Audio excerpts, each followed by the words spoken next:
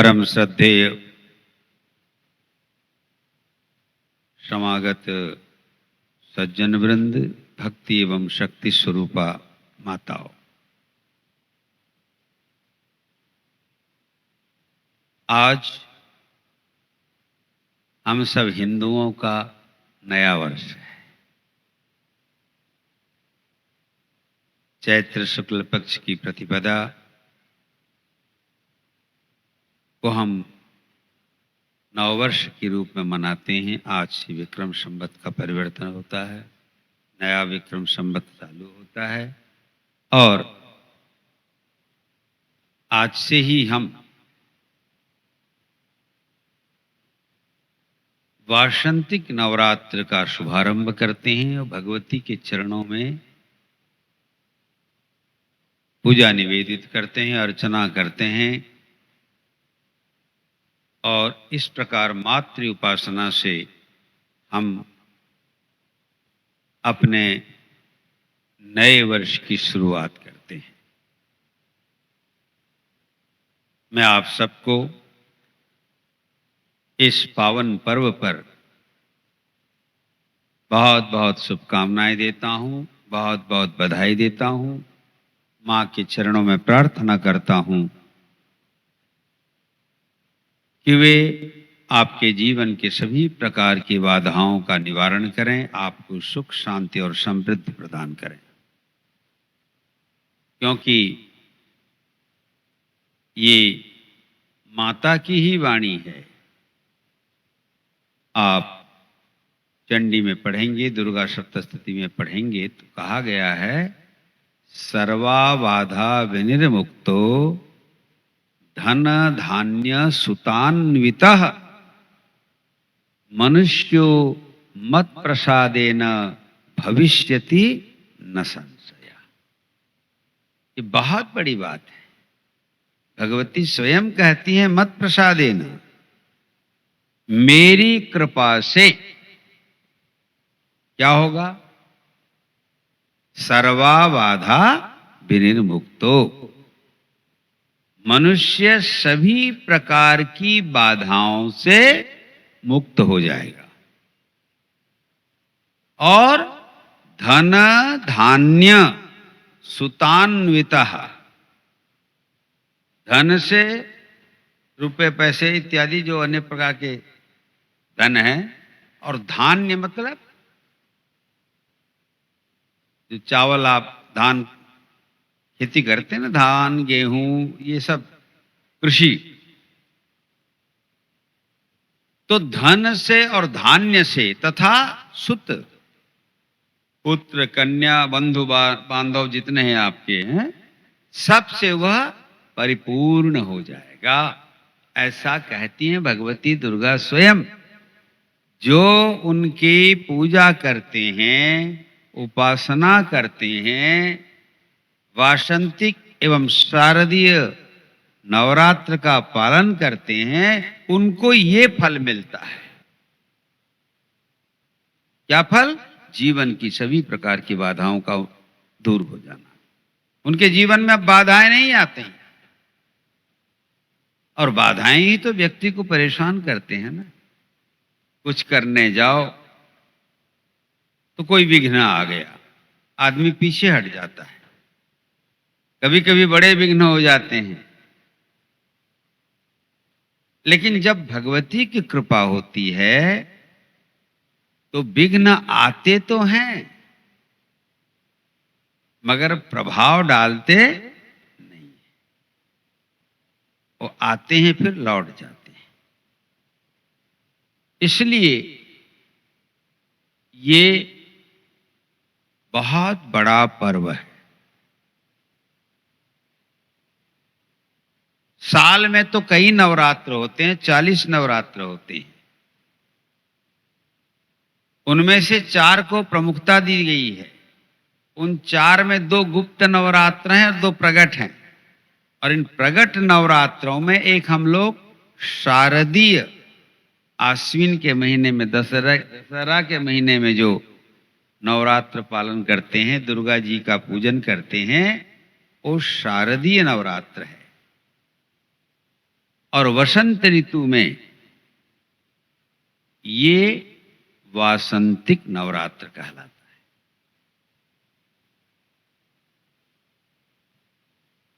प्रत्यक्ष रूप से पालन किए जाने वाले इन दोनों नवरात्रों का ही प्रभाव है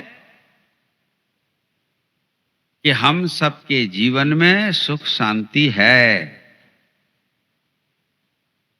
जो आस्तिक होते हैं, जो भगवान को मानते हैं और भगवती को मानते हैं,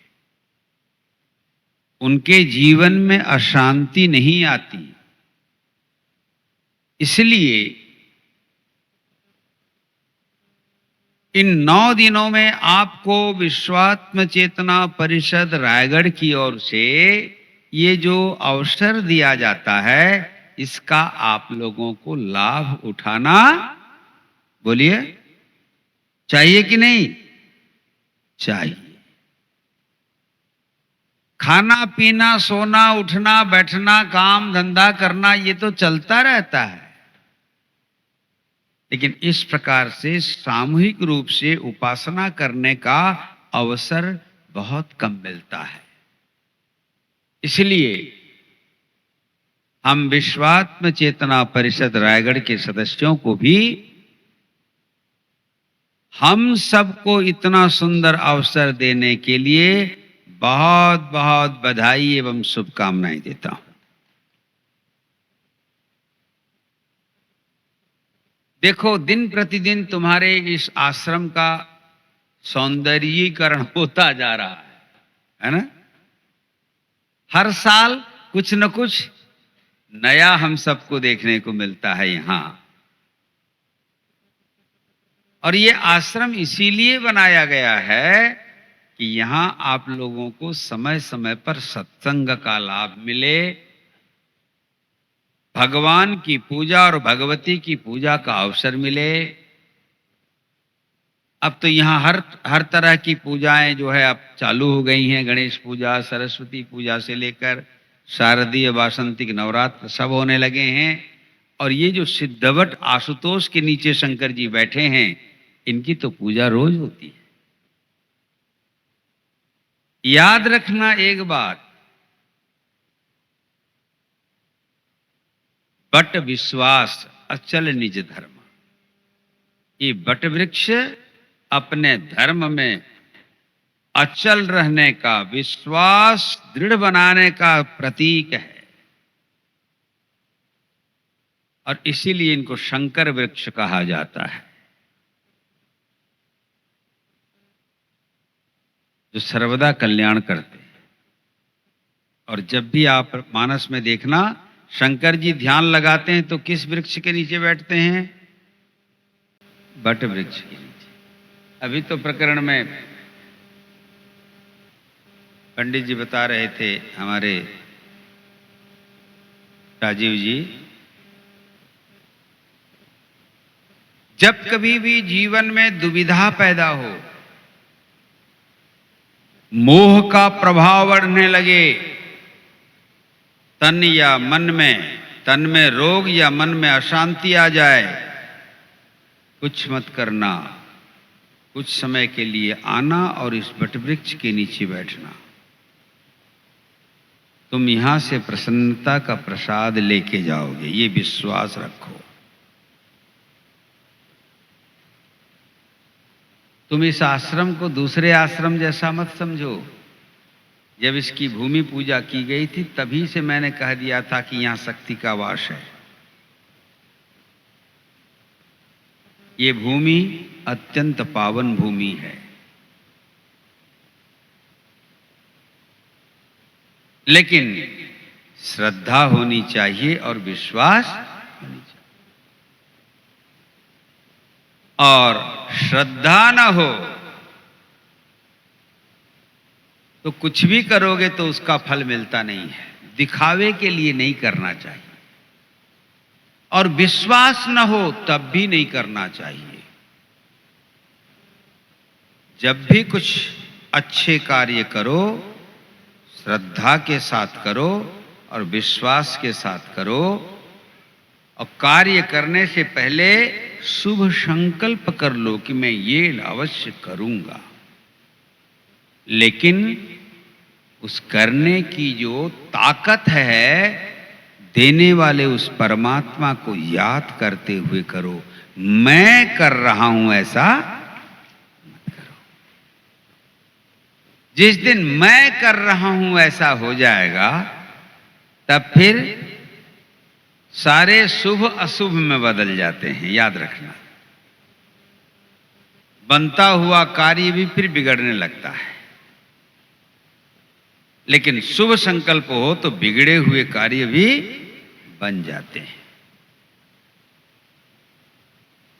इसीलिए संत सदैव कहते हैं, आचार्य कहते हैं, गुरु कहते हैं कि अपने मन में भगवान के प्रति भरोसा रखो। स्वयं पर भरोसा तो रखो, लेकिन सबसे अधिक भरोसा उस ऊपर वाले को रखो, भगवान पर रखो। तो क्या होगा? वही तुम्हें दिशा देंगे, कार्य करने की प्रेरणा भी देंगे, कार्य करने की शक्ति भी देंगे, समय भी देंगे। शक्ति, समय और प्रेरणा के साथ साथ कार्य करने के लिए अगर धन चाहिए तो धन देंगे, जन चाहिए तो जन देंगे, सब हो जाता है। आज ही एक सज्जन बता रहे थे, आए थे मेरे पास मिलने, बोल रहे थे, स्वामी जी उस महायज्ञ को हम लोग भूल नहीं पा रहे हैं। आप लोग भूल गए क्या यहां जो यज्ञ हुआ? याद है कि नहीं है? किनको किनको याद है? जरा हाथ ऊपर करिए। अरे सबको याद है। उनका कहने का अभिप्राय था, खोल के बोले, स्वामी जी कुछ नहीं किया, कैसे हुआ इतना बड़ा कार्यक्रम? आश्चर्य है। मैं बोला मैं भी आश्चर्यचकित हूं, इतना बड़ा कार्यक्रम हुआ। कराने वाला कौन है? वही। और करने वाले हम लोग उनके निमित्त हैं। जो व्यक्ति अपने आप को निमित्त मानता है वो अहंकार नहीं करता, और जो मान लेता है मैं सब करता हूं, उसी को तो असुर कहा गया है। गीता में कहा गया, भगवान कृष्ण कहते हैं, हे अर्जुन, ईश्वरोहम अहम भोक्ता अहम कर्ता कर्ता हम बलवान सुखी। हम करता हैं, मैं करता हूं, मैं भोगता हूं, मैं बलवान हूं, मेरे होने से ही ये सब है। मैं अगर छोड़ दूं तो सब चुपचाप सपाट हो जाएगा। ऐसा नहीं करते। ऐसा कहते हैं कौन लोग? असुर लोग। और मनुष्य क्या कहते हैं? ना हम करता। हम करता नहीं, हम कुछ नहीं करते। हमें करने की ताकत देने वाला, करने की प्रेरणा देने वाला, करने का सामर्थ्य देने वाला सब कुछ वह ऊपर वाला है। तो बंधुओं, माताओं, ऊपर वाले की कृपा है, यहां सब हो रहा है। इसमें केवल हम सबको जुड़ना है। क्या होना है? क्या होना है? जुड़ना है। जुड़ने से ही यात्रा होती है। रेल में तो आप गए हो ना, डिब्बे अगर अलग रहें तो यात्रा होती है क्या? डिब्बे सब जुड़ते रहते हैं, जुड़े हुए होते हैं, और खींचने वाला इंजन कोई एक होता है। इंजन तो एक है, डब्बे बहुत हैं। पैसेंजर बैठते हैं जिसमें, बोगियां बहुत होती हैं, लेकिन बोगियां परस्पर जुड़ी होती हैं, और वो सारी बोगियां फिर इंजन से जुड़ी होती हैं। हमारे जीवन को दिशा देने वाला भी वह परमात्मा है, वही इंजन है। वो अगर हमें शक्ति न दे तो जवान आदमी भी गिर जाता है, बैठ जाता है ना? शक्ति उसी की है, परमात्मा और परमात्मा की शक्ति। भगवान परमात्मा है और भगवती उनकी शक्ति है। भगवान ने हमें सुयोग दिया, इस संसार में जन्म दिया और इस संसार में जीने के लिए ताकत देती है, शक्ति देती है भगवती। तो इतना सुंदर संयोग और सुयोग हमको मिल रहा है, ये उन्हीं की कृपा है।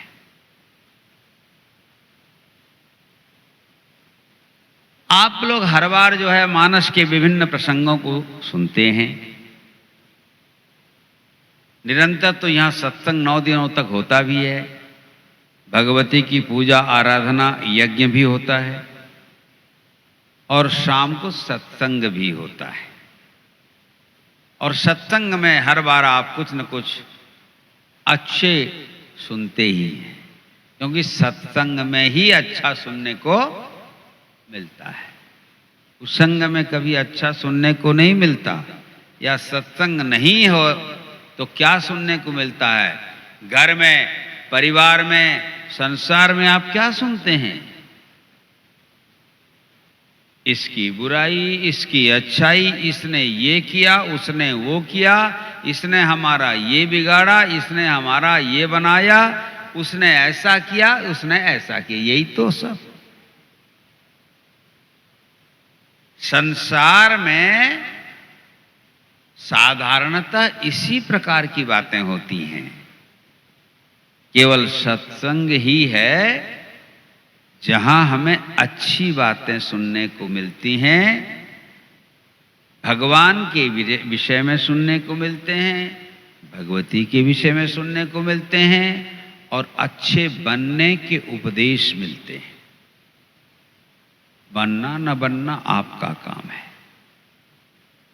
गुरु मार्ग दिखा सकते हैं, चलना न चलना आपके ऊपर निर्भर है। गुरु आपको अच्छी बातें बता सकते हैं, संत अच्छी बातें बता सकते हैं, उनका पालन करना न करना आपके ऊपर है। जो पालन करते हैं उनका तो बेड़ा पार हो जाता है, और जो पालन नहीं करते उनका बेड़ा पार नहीं होता। संसार के भंवर में उनका बेड़ा घूमता रहता है ना? पुनरपि जननम पुनरपि मरणम पुनरपि जननी जठरे शयनम। उनका फिर से जन्म लेना, मरना, मां के गर्भ में आना चलता रहता है, बेड़ा पार नहीं होता। तो संसार कितना सुख देता है सबको मालूम है। किसी भी व्यक्ति से पूछ लो संसार के विषय में, वो संसार में संतुष्ट नहीं है, तृप्त नहीं है। किसी न किसी बहाना, किसी न किसी प्रकार की तकलीफ उसको है। धनी के पास जाओ पूछो तब भी बताएगा कोई न कोई समस्या है। ज्ञानी के पास जाओ, ज्ञानी मतलब संसार के विद्वान लोगों के पास, समस्या है। राजे महाराजाओं से भी पूछो आप समस्या मुक्त हैं? बोले नहीं महाराज, सब तो ठीक है, लेकिन एक लेकिन सबके पीछे, सबके साथ जुड़ा रहता है। इसका मतलब दुनिया किसी को सुख चैन से रहने नहीं देती है। इसलिए यहां हर आदमी दुखी है, हर आदमी सुख चाहता है, शांति चाहता है।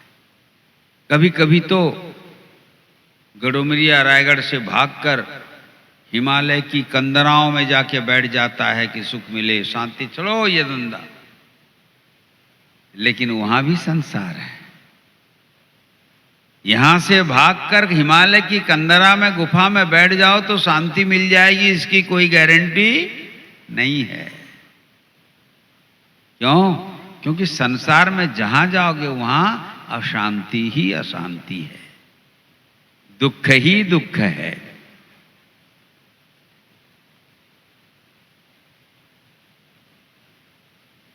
भगवान इसीलिए कहते हैं ये असत्य दुखदाई संसार को प्राप्त हुए हो, इससे बचना चाहते हो तो भजस्व माम, मेरी भक्ति करो। इस बार विशेष करके हम लोग भक्ति पर ही चर्चा करें, क्योंकि भगवान की भक्ति करना है। सभी कहते हैं, सभी शास्त्र कहते हैं कि भक्ति के बिना भगवान को पाया नहीं जा सकता, और भगवान की भक्ति ही सार है।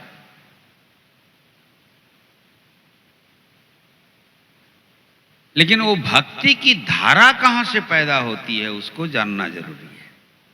भगवान की भक्ति की धारा पैदा होती है सत्संग से। इसीलिए गोस्वामी जी कहते हैं, बिनु सतसंग न हरि कथा, बिनु सतसंग न हरि कथा, तेहि बिनु मोहन भाग, मोह गए बिनु राम पद, होई न दृढ़ अनुराग। दृढ़ अनुराग, भगवान के चरणों में दृढ़ अनुराग तब तक नहीं होता। कब तक? बिनु सतसंग, जब तक आप सत्संग नहीं करते। तो सत्संग में होता क्या है? हरि कथा। सत्संग में आप भगवान की कथा सुनते हैं, भगवान के बारे में जानते हैं, और जब भगवान के बारे में जानते हैं और सुनते हैं तो आपका मोह दूर होता है। मोह माने अज्ञान, मोह माने मोह ममता। ये दो चीजें व्यक्ति को परेशान किए रहती है। मोह माने अज्ञान, मोह हो जाता है, और ममता हो जाती है। ये मोह और ममता के कारण व्यक्ति रोता भी है, हंसता भी है, गाता भी है, चिल्लाता भी है। कहने का तात्पर्य ये है, भगवान को जब तक कोई नहीं जानता तब तक दूसरों को अपना मानता है, लेकिन दूसरों को अपना मानने से ठीक समय पर वे कोई आपके काम का नहीं होते, कोई नहीं आते। जिनको भी हम संसार में अपना मानते हैं, सचमुच में वे आपके अपने नहीं हैं, वे आपका हित नहीं कर सकते। उनके साथ तो आपका अपना जो संबंध है केवल मतलब का संबंध है, लेकिन भगवान का संबंध आपके साथ जो है, या आपका जो संबंध भगवान के साथ होगा, उसमें कोई मतलब नहीं है। मतलब बस इतना ही है कि वे चाहते हैं तुम अपने आप को जानो, उनके हो जाओ। भगवान क्या चाहते हैं?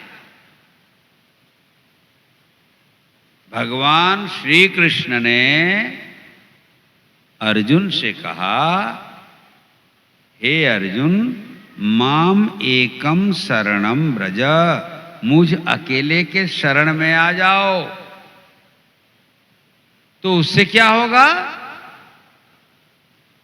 अहम त्वा सर्व पापेभ्यो मोक्षयिष्यामि, मैं तुम्हें सभी प्रकार के पापों से मुक्त कर दूंगा, सभी प्रकार की समस्याओं से मुक्त कर दूंगा।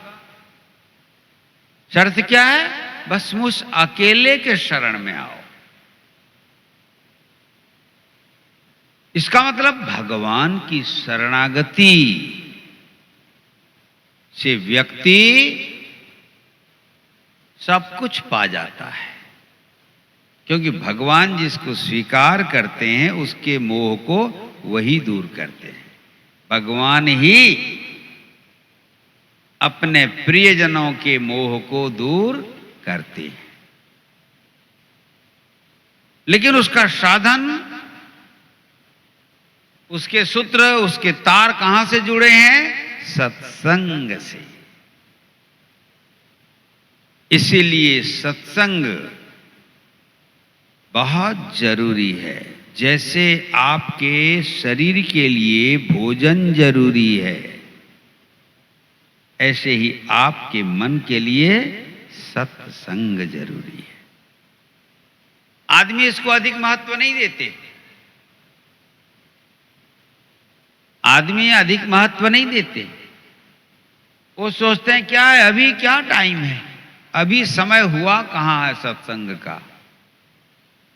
कभी तो आप भोजन के विषय में ऐसा नहीं समझते? भोजन के बारे में तो दिन में 5 बार चाहिए तुमको, लेकिन जब सत्संग की बात आती है तो आप समझते हो कि इसकी अभी समय नहीं हुआ, अभी सत्संग नहीं। ऐसा नहीं। जैसे भोजन शरीर के लिए जरूरी है, ऐसे ही निरंतर भजन और सत्संग भी शरीर के लिए, मन के लिए जरूरी है। क्यों? बिनु सत्संग विवेक न होई। बिनु सत्संग विवेक न होई। राम कृपा बिनु सुलभ न सोई। राम कृपा बिनु सुलभ न सोई। सत्संगति मुद मंगल मूला। सत्संगति मुद मंगल मूला। सत्संगति मुद मंगल मूला। सत्संगति मुद मंगल मूला। सोई फल सिद्धि सब साधन भूला। सोई फल साधन भूला। बिनु सत्संग विवेक न होई। सत्संग के बिना आपको विवेक प्राप्त नहीं होता, ज्ञान प्राप्त नहीं होता।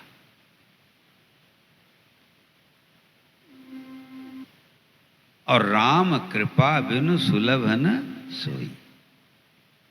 और जब तक किसी पर भगवान श्री राम कृपा नहीं करते हैं, उसको सत्संग मिलता नहीं। याद रखो, सत्संग के लिए प्रयास करना पड़ता है,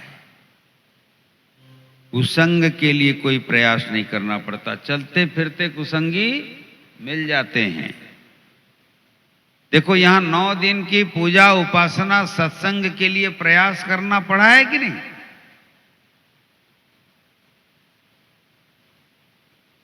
लेकिन कुसंग के लिए कोई प्रयास किए बिना भी कुसंग हो जाता है।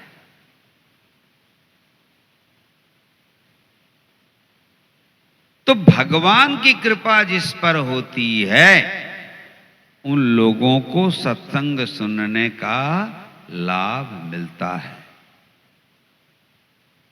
और सत्संग बराबर सुने कोई व्यक्ति तो उसका विवेक जागृत होता है। वो जानता है कि दुनिया सच्चा है कि झूठा है, लोग सच्चे हैं कि झूठे हैं, भगवान हैं कि भगवान नहीं हैं। इन सारे विषयों पर सत्संग से ही ज्ञान मिलता है। और बराबर जो व्यक्ति सत्संग करते हैं, उन्हें पता चल जाता है यहां सब कुछ नश्वर है, ये शरीर भी सब दिन नहीं रहने वाला, ये संसार भी सब दिन नहीं रहने वाला, बेटी भी सब दिन नहीं रहने वाली, बेटा भी सब दिन नहीं रहने वाला, ये धन, ये वैभव, ये पद, ये प्रतिष्ठा, ये पावर, कुछ भी सब दिन साथ में रहते हैं क्या? नहीं रहते। ये दृढ़ रूप से व्यक्ति को ज्ञान होता है। अगर ज्ञान दृढ़ नहीं है तो फिर समझ लेते हैं, सत्संग से बाहर निकले बोले हाँ बाबा जी लोग ये बोलते रहते हैं, लेकिन सच्चाई यही है कि संसार नश्वर है और संसार के सारे संबंध भी नश्वर है, मन टूटने वाले हैं, मिटने वाले हैं। और इसका ज्ञान सत्संग से होता है, समझ रहे हैं ना? इसीलिए गोस्वामी जी कहते हैं सत्संगति मूद और मंगल मूला। सत्संग जो है, मूद माने होता है आनंद और मंगल माने होता है कल्याण। कोई व्यक्ति सत्संग करे तो उसको दोनों चीजें मिलती हैं। सत्संग से उसे आनंद भी मिलता है और उसका कल्याण भी होता है। इसीलिए कहा गया सत्संगति मुद मंगल मूला, सोई फल सिद्धि। सत्संगति फल है और साधन फूला। और जितने प्रकार के साधन हैं, आप नाम जप कर लो, पूजा पाठ कर लो, जितने भी प्रकार के साधन करते हो वे सारे साधन फूल हैं और फल सत्संग है। इसीलिए सत्संग को साधारण मत समझो। लोग साधन करते हैं सत्संग पाने के लिए, और जिसको भी जीवन में सत्संग मिल गया वह नर से नारायण हो गया। सठ सुधरहि सत्संगति पाई। सठ भी, दुष्ट लोग भी सत्संग पाकर सुधर जाते हैं। अच्छा भाई, रत्नाकर नामक दस्यु सुधर गए कि नहीं? रत्नाकर दस्यु उसके बाद क्या हुए सुधर करके? क्या हुए? महर्षि वाल्मीकि हो गए,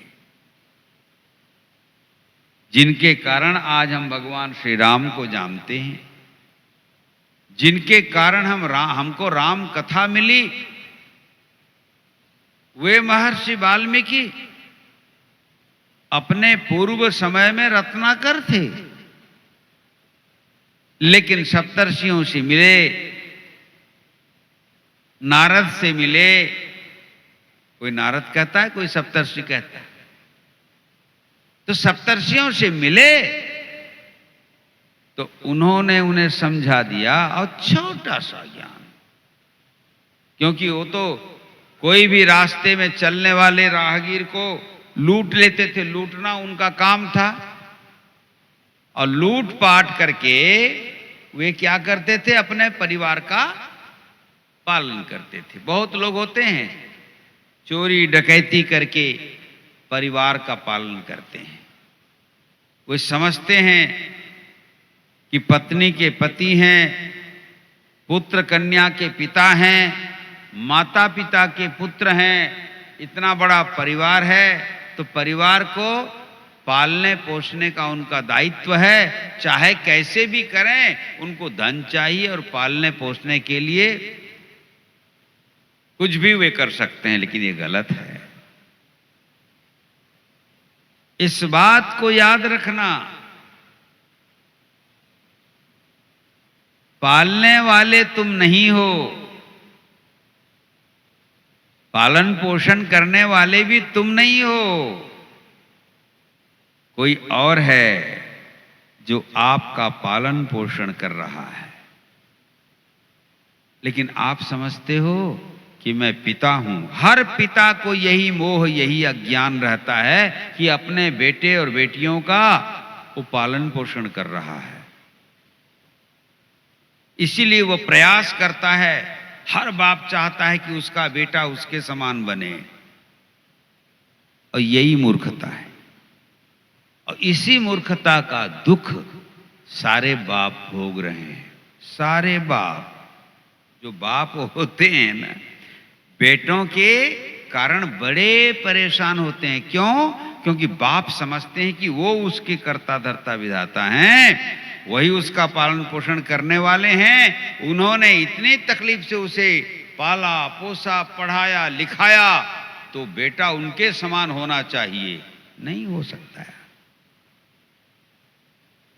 बेटा हो या बेटी, वो अपने गुण कर्म स्वभाव संस्कार और प्रारब्ध को लेकर पैदा हुआ है या हुई है। आप स्वयं पालक और पोषक बनने की अपेक्षा अगर छोड़ देते उस ऊपर वाले पर कि पालन करने, जन्म तो उसने दिया, माध्यम बने हो आप एक माध्यम हो, निमित्त हो। आपको माध्यम बनाकर एक जीव यहां जन्म लिया है, लेकिन आपने समझ लिया कि हम उसके कर्ता हैं। यही गलती हुई। ऋषियों ने पूछा, जाके पूछ लो, तुम इतना पाप करते हो, क्यों करते हो ये सब? रत्नाकर ने कहा, अपने परिवार के पालन पोषण के लिए करता हूं। मेरी पत्नी है, मेरे बच्चे हैं, मैं अगर ये न करूं तो भूखे मर जाएंगे।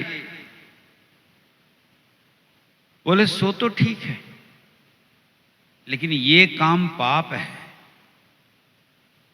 तो जैसे तुम पालन पोषण अपने परिवार को करते हो, उनको लेकर यहां से खिलाते पिलाते हो, तुम्हारी कमाई का भाग तो सब खाते हैं। जाके पूछो तो क्या वे तुम्हारे पाप का भी भाग लेंगे, भागीदार होंगे? कहानी सबको मालूम है। रत्नाकर ने जाकर के पत्नी से पूछा, तो पत्नी ने कहा, वो नहीं हो सकता। आप पति हो तो आपका कर्तव्य है हमारा पालन पोषण करना। हम आपके लिए इतना काम करते हैं, इसलिए आप ये करते हो। कैसे पालन पोषण करना है? आप पुण्य से कमा के लाते हो या पाप से कमा के लाते हो? आप जो लाए हो उसमें हमारा अधिकार है। आपके कर्म से उत्पन्न होने वाला पाप या पुण्य, उसमें हमारी कोई भागीदारी नहीं है। लड़के ने कह दिया, लड़कियों ने कह दिया, पत्नी ने कह दिया, सब ने कह दिया, परिवार वालों ने, पालन करना पोषण करना आपका कर्तव्य है। वो भी वही समझ रहा था कि मेरा कर्तव्य है। पाप के भागीदार हम नहीं हैं। और वहीं से देखो, केवल एक प्रश्न कहा था ऋषियों ने कि जाके अपने परिवार वालों से पूछ के आ जाओ। पूछा, उत्तर मिल गया, और वहीं से उनका चिंतन बदल गया, और चिंतन बदलते ही जीवन भी बदल गया। ये मन में आप जैसा जैसा चिंतन करते हो, आप स्वयं वैसा हो जाते हो। वही वाल्मीकि, देखो, वही रत्नाकर आकर के ऋषियों से कहा, क्या है सत्संग। इसीलिए जगत गुरु शंकराचार्य कहते हैं, क्षणमिह सज्जन संगति रेका भवती भवार्णव तरणे नौका। एक क्षण के लिए भी यहां अगर जीवन में सत्संग मिल जाए तो भवार्णव, ये भव रूपी, अर्णव मन समुद्र, इस भव सागर में वह सत्संग नौका के समान हो जाता है। जीव का उद्धार हो जाता है। इसीलिए गोस्वामी जी कहते हैं, बिनु सत्संग विवेकन होई, राम कृपा बिन सुलभन सोई। भगवान की कृपा जिस पर होती है उसे सत्संग मिलता है, और जिसने सत्संग को आत्मसात कर लिया, सत्संग में सुनी हुई बातों को आत्मसात कर लिया, उसका जीवन धन्य हो जाता है।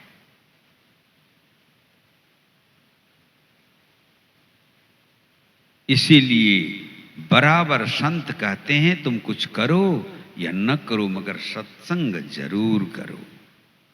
जैसे आप प्रतिदिन स्नान करते हो, प्रतिदिन भोजन करते हो, प्रतिदिन शयन करते हो, प्रतिदिन बाजार जाते हो या और कृषि करते हो, जो जैसे अन्य कार्यों को प्रतिदिन निश्चित रूप से करते हो, वैसे ही प्रतिदिन कुछ समय सत्संग जरूर करो।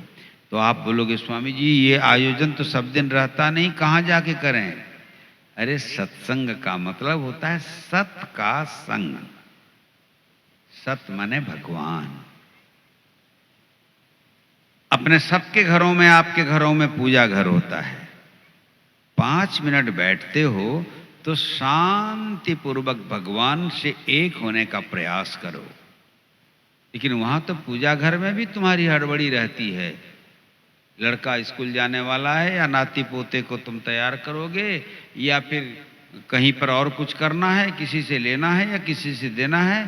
5 मिनट के लिए अगर मंदिर में बैठे हो, अपने पूजा घर में बैठे हो, तो वहां भी मन 5 मिनट के लिए स्थिर नहीं होता, वही संसार में दौड़ता है। एक सज्जन गए एक घर के सामने, और घर में रहने वाले व्यक्ति, उनका नाम रामलाल था समझ लो, बोले ओ रामलाल भैया जरा इधर आना, सुनो। तो रामलाल भैया तो सुने नहीं, उनकी बहू सुनी, आई देखी तो सामने आई, बोली चाचा जी ससुर जी चमार के यहां गए हैं, ये चमार के यहां गए हैं ससुर जी। ये बात सुन लिया उसने, क्यों घर से बोला। उस समय ससुर जी एक्चुअली पूजा घर में बैठे थे। पूजा जल्दी जल्दी खत्म किया, आया और बहू से बोला तुम्हें शर्म नहीं आती? मैं घर में हूं, पूजा घर में पूजा कर रहा हूं, और तुमने इनसे कह दिया कि चमार के यहां गए हैं। तो सुनने वाला वो भी अबाक रह गया। बोले बहू तुमने सचमुच में ऐसा कहा क्यों? बोले आप उन्हीं से पूछ लीजिए, पूजा कर रहे थे कि कहीं और थे।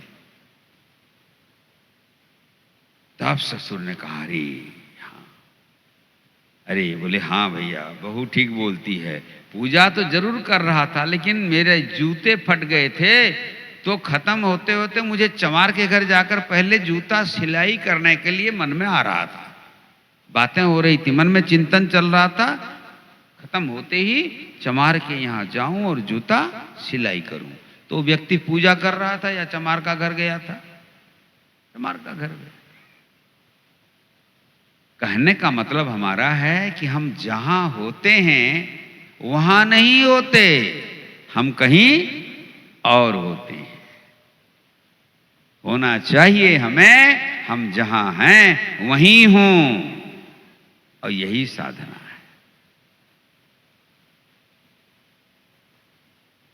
और ये बातें सत्संग से ही सुनने को मिलती हैं। तो बंधुओं माताओं, हम लोग इस बार चर्चा करेंगे भक्ति के विषय में। आज तो प्रथम दिवस है, कल से आप सही समय पर और आएं और निश्चिंत होकर के आएं, क्योंकि आश्रम के सदस्यों ने आपके लिए भजन के साथ साथ भोजन भंडारा की भी व्यवस्था रखी है। आप जो आओगे तो यहाँ मन का भी खुराक मिलेगा आपको और तन का खुराक भी मिलेगा। इतना जान लो कि अगर भगवान की भक्ति होती है तो मान लो उसके जीवन में शक्ति भी होती है। भजन में वह ताकत है कि असंभव को संभव कर दे। भक्ति में ये ताकत है,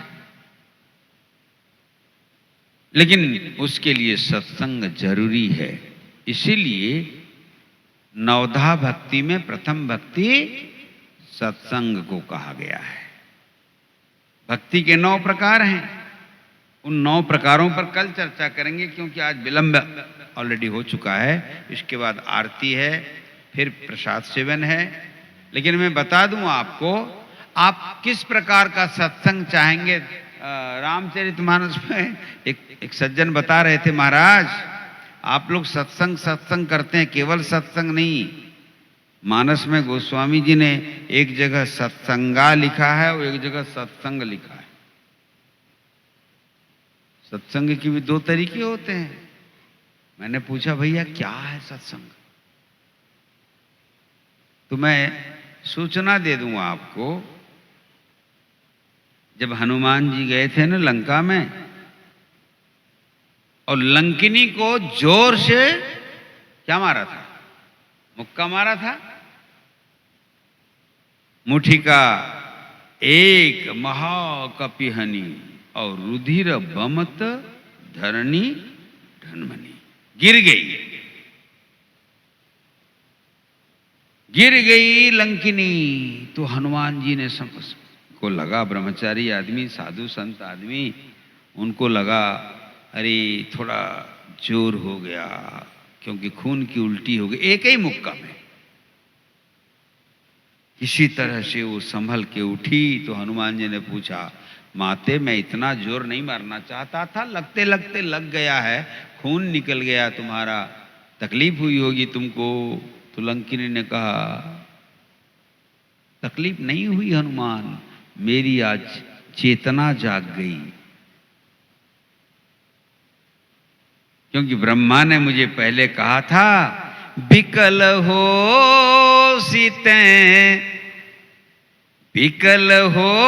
सीते कपि के मारे,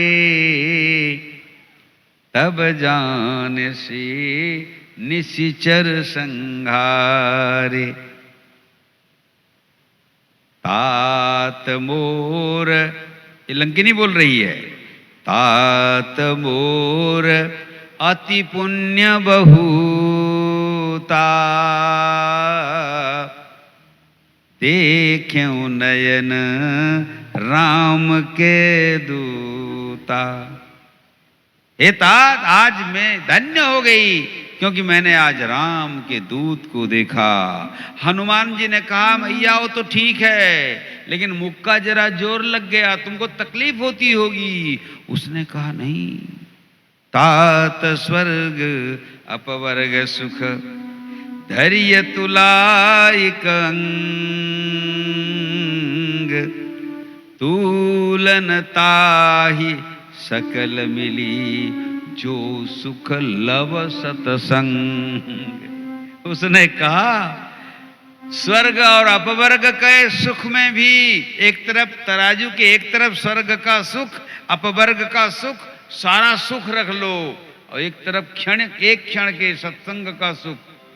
तो सत्संग का सुख भारी पड़ गया।